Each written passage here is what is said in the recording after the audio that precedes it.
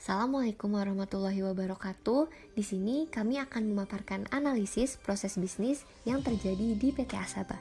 Yuk simak penjelasan berikut ini. Dibentuk pada tahun 1962 sebagai distributor alat tulis, perusahaan ini kemudian membentuk Asaba Group pada tahun 1974.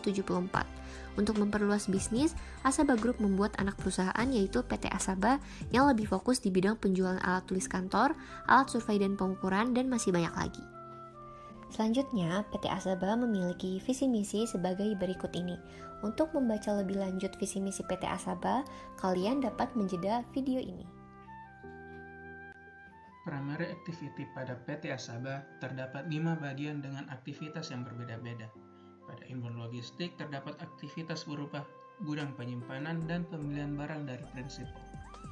Kemudian pada bagian operation memiliki aktivitas berupa merakit produk yang akan dijual serta mentranslate manual book dari bahasa Inggris ke bahasa Indonesia. Kemudian pada bagian outbound logistik mengirimkan produk yang sudah siap pakai dengan manual booknya. Dan di marketing and sales terdapat aktivitas berupa promosi produk di berbagai universitas dan melakukan corporate social responsibility. Dan pada bagian service memiliki aktivitas berupa menyediakan garansi untuk perbaikan alat yang sudah dibeli. PT Asaba memiliki 4 secondary activities dalam value chain-nya. Yang pertama adalah infrastruktur. Infrastruktur memiliki tugas untuk membuat laporan, membuat faktur bukti pembayaran, dan membuat surat jalan. Lalu yang kedua ada human resources. Human resources memiliki tugas untuk perekrutan, penggajian dan benefit, perizinan karyawan, dan legal. Lalu yang ketiga ada technology development yang bertugas untuk mengelola dan mengoptimalkan operasi bisnis suatu aspek seperti keuangan, pembelian, penjualan, produksi, dan sumber daya manusia. Lalu yang keempat ada procurement. Procurement bertugas untuk mengidentifikasi kebutuhan barang atau jasa, pencarian supplier, pembayaran pada supplier, mengelola hubungan dengan pemasok, mengatur pengiriman produk dari pabrik ke gudang atau lokasi penjualan, mengatur stok produk, dan memastikan produk yang dijual memenuhi standar kualitas yang ditetapkan. Di dalam proses portofolio kami, yang menduduki kriteria paling baik adalah proses bisnis penjualan barang dan maintenance alat.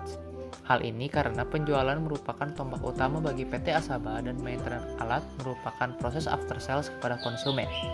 Sehingga, kedua hal ini akan memberikan dampak besar terhadap PT Asaba. Mudahnya, semakin baik pelayanan after sales akan meningkatkan daya jual dan semakin tinggi daya jual akan semakin sejahtera pula PT Asaba.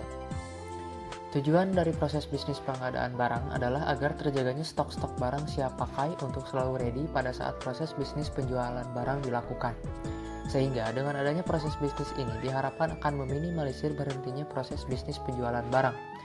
Aktor yang terlibat pada proses bisnis pengadaan barang antara lain pihak-pihak prinsipal yang sesuai dengan kebutuhan.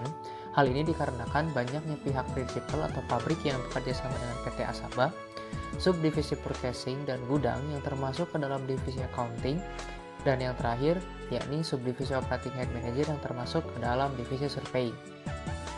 Input dari proses bisnis pengadaan barang adalah ditemukannya stok barang kosong saat dilakukan pengecekan stok barang rutinan oleh subdivisi gudang.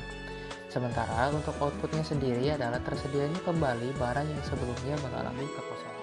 Tujuan proses bisnis penjualan barang adalah untuk menjual dan mendistribusikan alat atau barang sesuai dengan kebutuhan customer. Aktor yang terlibat dalam proses bisnis penjualan barang adalah customer, subdivisi keuangan, subdivisi fakturis, subdivisi gudang, subdivisi sales manager, subdivisi technical support, dan subdivisi operating head manager. Lalu untuk dokumen-dokumen yang ada di dalam proses bisnis penjualan barang adalah surat penawaran harga, purchase order, sales order, faktur penjualan dan pajak, dan surat jalan. Tujuan pembuatan cabang baru adalah untuk meningkatkan penghasilan dan penjualan pada PT Asaba. Dokumen yang terdapat pada proses bisnis pembukaan cabang baru adalah dokumen penjualan tahunan daerah, dokumen pembuatan cabang baru, surat perizinan pembuatan cabang baru, dan surat kepemilikan tanah. Pada proses bisnis pembuatan cabang baru terdapat 5 aktor internal dan 2 eksternal. Pada internal terdapat direktur, accounting, kepala cabang pada daerah terdekat, gudang, dan human resource. dan pada eksternal terdapat pemilik bangunan serta DPM PTS. Yang terakhir ada proses bisnis perekrutan karyawan baru. Tujuan dari proses bisnis ini adalah untuk merekrut karyawan sesuai dengan permintaan masing-masing kepala divisi di PT Asaba. Aktor internal yang terlibat di dalam proses bisnis ini ada divisi HR bagian rekrutasi dan kepala divisi. Sedangkan aktor eksternal yang terlibat adalah pelamar. Di dalam proses bisnis ini, divisi HR bagian rekrutasi banyak mengambil kendali di dalam aktivitasnya, seperti melakukan screening CV, melakukan seleksi HR, membuat jadwal wawancara, dan sebagainya. Pada proses bisnis ini, kepala divisi juga akan melakukan wawancara langsung dengan pelamar untuk mengetahui apakah pelamar sudah sesuai kriteria atau tidak. Dokumen yang dihasilkan dari proses bisnis ini adalah dokumen lamaran, dokumen pertanyaan psikotes, dokumen pertanyaan wawancara, dan dokumen karyawan baru.